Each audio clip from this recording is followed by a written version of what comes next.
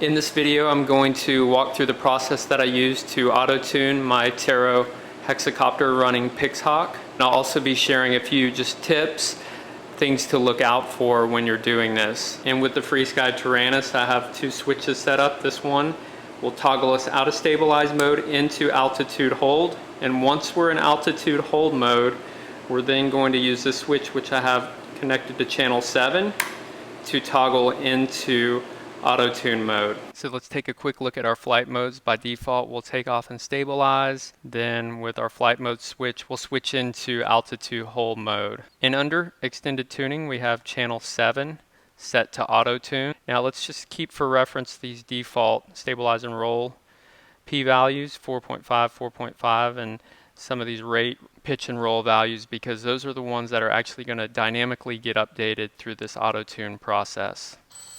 Here we go, let's take it up. Okay, so now I'm going to toggle into altitude hold mode.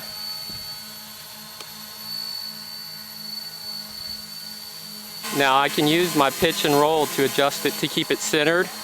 Now I'll go ahead and toggle into AutoTune mode.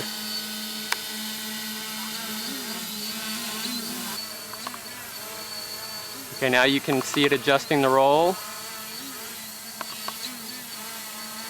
Now I can still use my roll and pitch to get back to where I want to be, and you can see that it goes back into AutoTune automatically.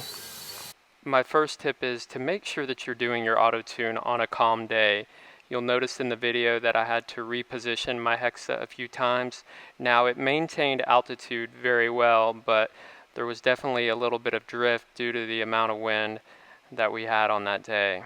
And if you're doing it on a windy day, your PI gains won't be as nearly dialed in as if they would be on a calm day.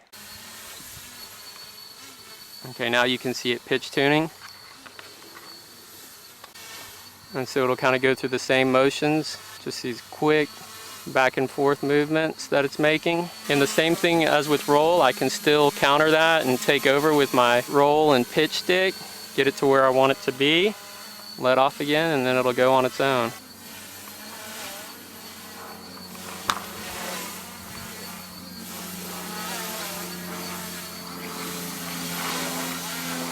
Okay, so we're back on the ground. We've landed. My AutoTune switch is still in the high position. If I want to maintain the PIDs from the AutoTune flight, I'll leave that switch in the high position and then I'll disarm. And just one note, if you're doing AutoTune, it's a rather lengthy process. I was in the air for about 8 minutes, so I'm assuming roughly 3 to 4 minutes per axis, both roll and pitch. So keep that in mind, make sure you have enough battery life. I'm flying this Hexa, so it definitely is a power-hungry multi-rotor. As I mentioned about battery life, you can see we're at 26%. It's a little bit too close for comfort, but thankfully AutoTune finished.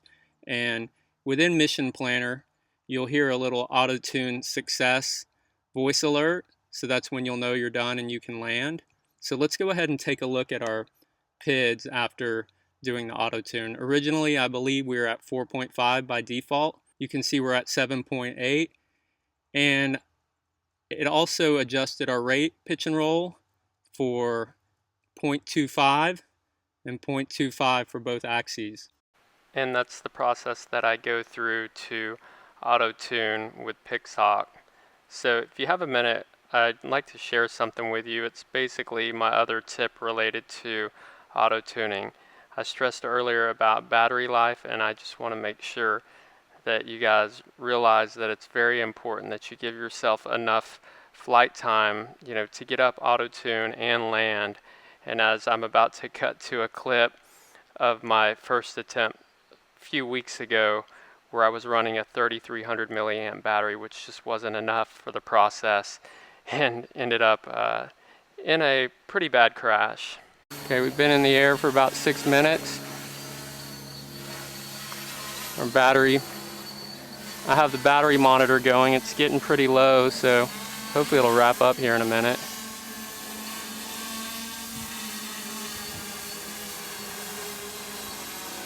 Oh. Broken prop. That 3D printed GPS stand broke, but we can always print another. Gimbal and GoPro appear to be fine. Looks like we dug up a little mud on this motor, but hopefully we can get it running again. That was my AutoTune fail, but as you saw in the beginning of the video, I've been able to successfully AutoTune after that crash. While it looked bad, I didn't sustain too much damage. So when you get ready to AutoTune, make sure that your altitude hold is dialed in. You definitely want to get that compass away from your ESCs. You also want to make sure that you're not flying on too windy of a day. And lastly, the AutoTune process is rather lengthy and you want to make sure that you have enough battery to spare. So those are just a few tips from the field. I hope that was useful. If you have any questions or comments, please post them below. And until next time, thanks for watching.